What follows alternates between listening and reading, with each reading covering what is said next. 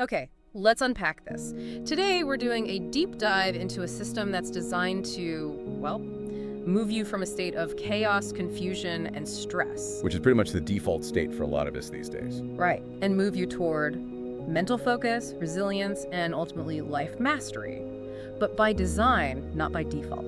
We're looking at the work of Daron Powers and specifically his future vision system, the FV six-step system. It's a really fascinating synthesis. Powers has basically distilled decades of work from, applied psychology, neuroscience, And some very practical, actionable tools. exactly, into a process for rewriting those stubborn, unconscious beliefs that genuinely keep so many of us feeling stuck.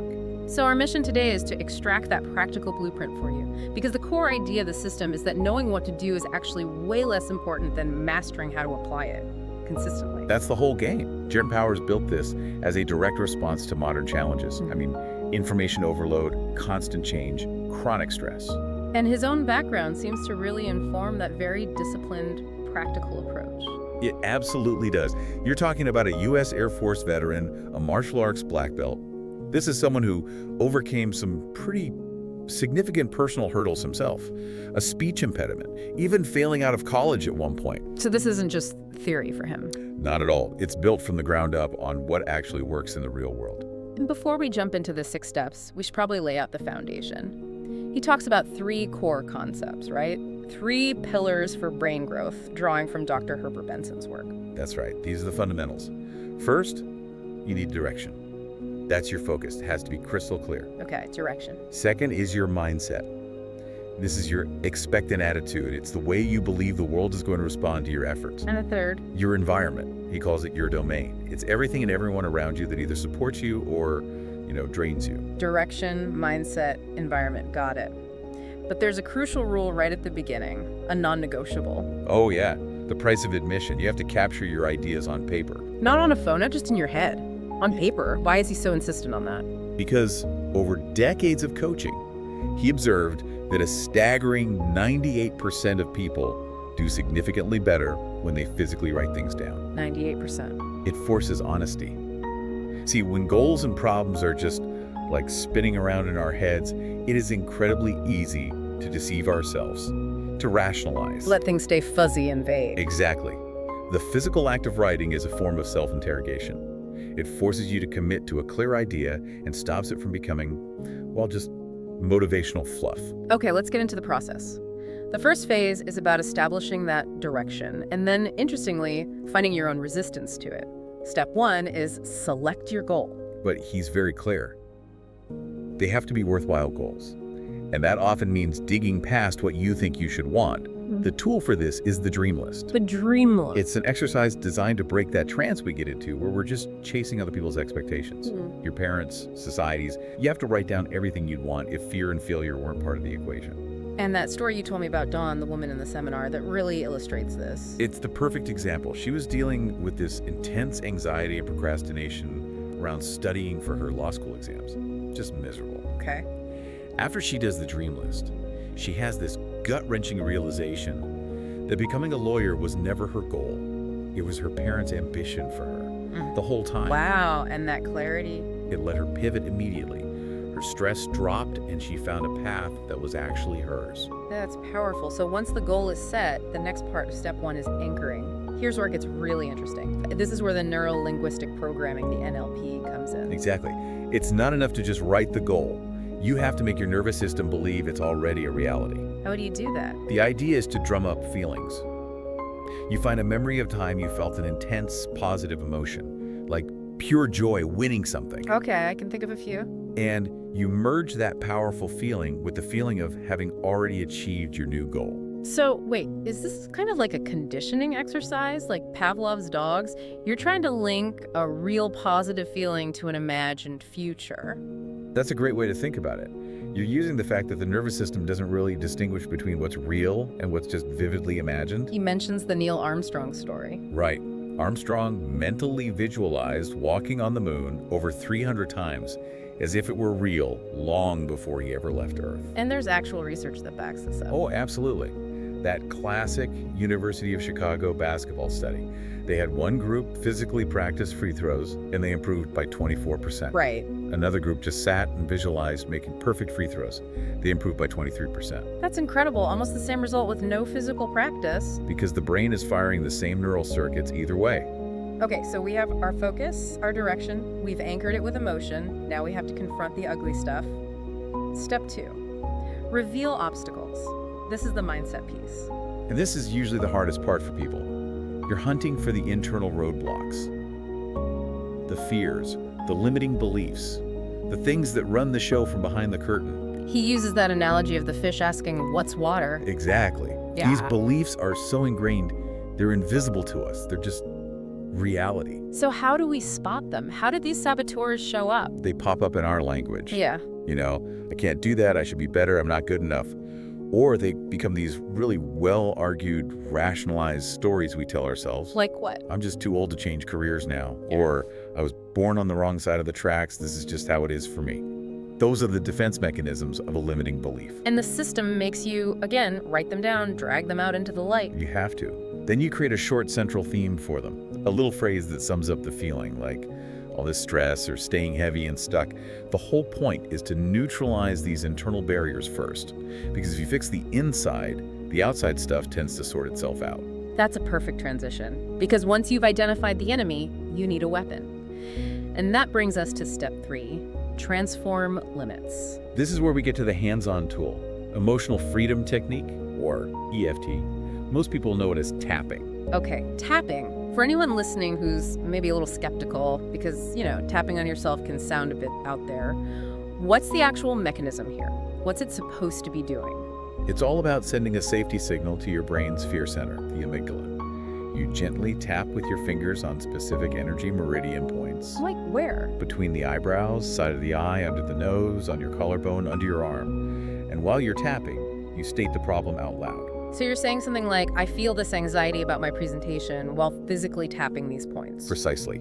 You're confronting the fear verbally, but at the same time, you're sending a powerful physical signal to your body that you are safe right now. You're okay. You're calming the alarm system? That's it. You're breaking the connection.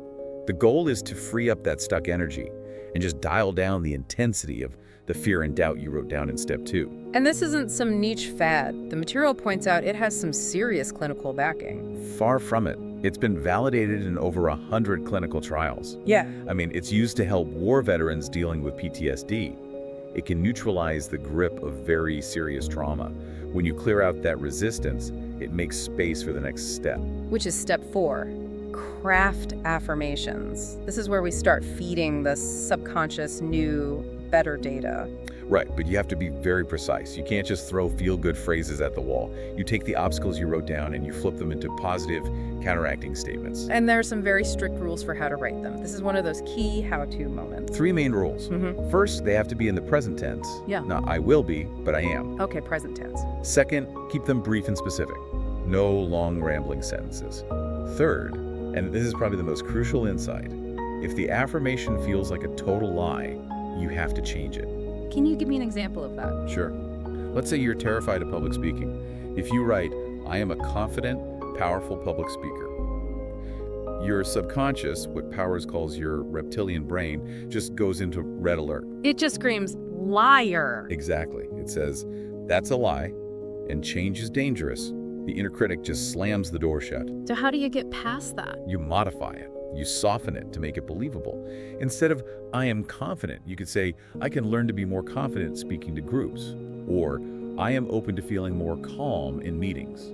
Ah, so it's a strategic compromise. You're giving your brain something it can actually accept without triggering a threat response. It's just like trying to hammer a nail into a concrete wall. You can't just smash it once. Yeah. You need steady, repeated, convincing taps to drive the idea deep until that new belief just becomes automatic. That repetition is a great lead-in to the final phase. Step 5 is imprint new beliefs. And this is where we use a bit of modern tech. Simple tech, your smartphone's voice recorder. You're basically creating these little mini advertisements for your new beliefs. But the timing is what's really strategic here. It's all about the timing. The 2 most powerful times to listen are right when you're first waking up and just as you're falling asleep. Why those 2 moments specifically? Because your brainwaves are slowing down, you're moving out of that active beta state into the slower alpha and theta states. In those states, your conscious, logical, filtering mind Your inner critic is much less active. It's half asleep. Exactly. And your mind is way more open, more suggestible. It's more inclined to just absorb and believe what it's hearing. And the recording technique itself is specific too. It's not just reading them once. No, it's a three-part pattern. First, you record yourself saying the affirmation in the first person, I am. Then you repeat it again, but softly, almost a whisper. Okay. And finally, you say it in the third person, as if a coach or a mentor is speaking to you. You, your name, are. You're hitting the subconscious from the inside and the outside. So that brings us to the final step. Step 6, practice mastery. This is about your environment or your domain. He calls this the glue that pulls the whole puzzle together. Because it is. Everything you've done up to this point, the goal, clearing the resistance, the affirmations, it all has to be supported by your actual surroundings. So you have to audit your life, essentially. What's the difference between an enriched environment and a toxic one in this system? An enriched environment is one that's deliberately set up to bring out your best. It creates a sense of safety and inspiration. A toxic or impoverished one does the opposite. It generates stress, fear, and self-doubt. It's constantly triggering your fight or flight response. What's on the checklist for that audit? 3 big areas.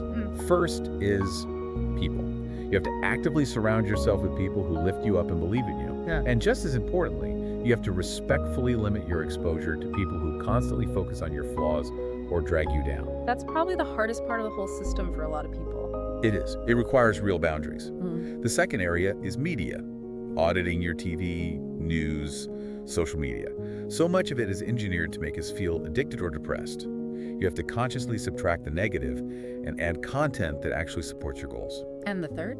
Physical space. Yeah. Creating clean, inspiring spaces and keeping your own physical body in motion through exercise, Tai Chi, whatever works for you. And this whole idea of the environment, it connects back to some really profound biology he references. This is where it gets really amazing. Yeah. He brings in Dr. Bruce Lipton's work with stem cells. Lipton put identical stem cells into different petri dishes, different environments. Okay. In one environment, the cells became muscle. In another, they became bone. In a third, they became fat.